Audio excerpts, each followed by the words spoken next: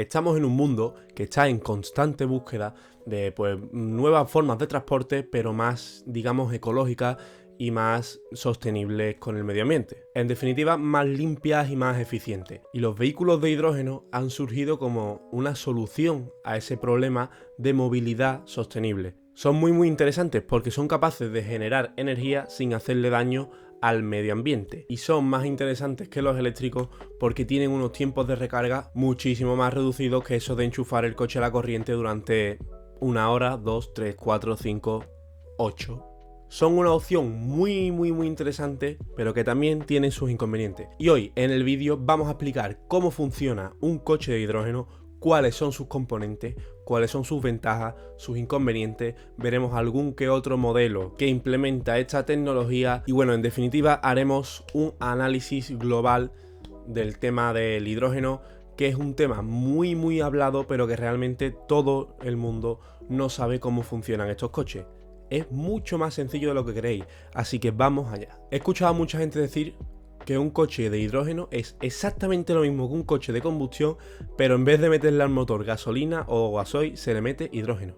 Es una tontería como un castillo. Esto no es así. Los responsables de que un coche de hidrógeno se mueva son 4. Hay 4 componentes que trabajan para que un coche de hidrógeno ande. Y estos son los siguientes: pila de combustible, depósito, batería y motor eléctrico. Vamos a explicar qué relación tiene entre ellas y cómo hacen funcionar a un coche de hidrógeno. Un coche de hidrógeno realmente es un coche eléctrico. Lo que pasa es que digamos que se autorrecarga él solo. A ver, hablemos de la pila de combustible. Imaginemos que la pila de combustible es más o menos igual que el motor de tu coche convencional, pero en lugar de usar combustible usa hidrógeno. ¿Y qué pasa cuando combinamos hidrógeno con oxígeno? Pues ocurre una magia, a ver, no es del todo una magia, pero ocurre una reacción química que da lugar a electricidad, genera electricidad. Así que en esencia la pila de combustible es como un generador eléctrico a bordo del coche. Esta electricidad generada pues va o hacia el motor eléctrico o hacia la batería donde se almacena. Y diréis, ¿de dónde sacamos ese hidrógeno con el que alimentamos la pila de combustible, las baterías y el motor? Pues es muy sencillo.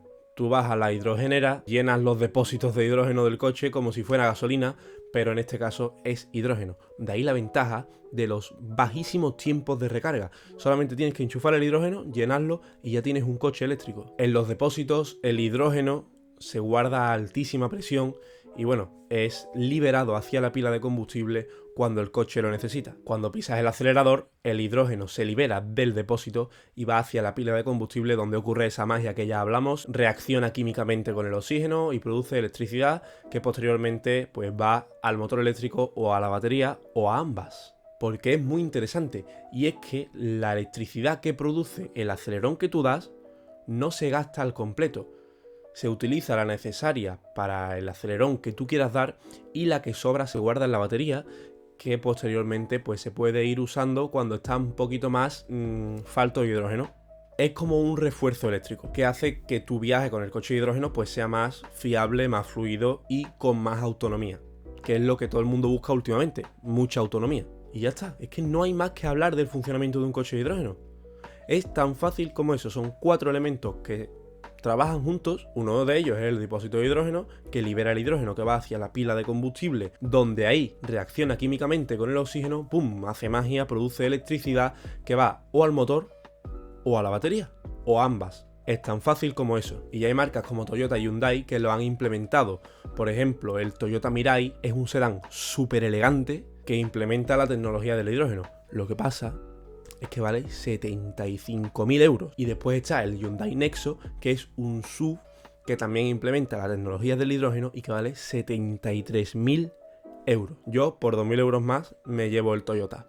Y es que aquí viene lo que queremos hablar de ventajas e inconvenientes. Como habéis podido escuchar, el precio es uno de sus inconvenientes, al igual que el precio del hidrógeno, que puede estar alrededor de unos 8 euros el kilogramo y un coche puede almacenar alrededor de unos 7-8 kilogramos. Entonces digamos que el precio puede ser un poquito parecido al de la gasolina.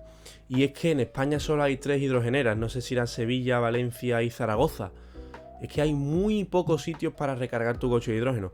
Entonces es una tecnología que, a pesar de ser súper interesante, en España por lo menos todavía no es rentable. Sí que es verdad que como ventaja tiene la velocidad de recarga de un coche de combustión interna, además de su autonomía, y aparte tiene la ventaja ecológica del eléctrico, cosa que es mega súper interesante, es el futuro de los coches para mí. Lo que pasa es que todavía no es una tecnología que esté muy avanzada y en España pues no es rentable, económicamente hablando.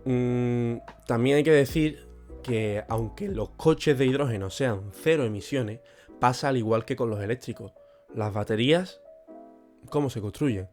El proceso de construcción y fabricación de una batería contamina. Y el proceso de extracción de hidrógeno también debe de ser contaminante.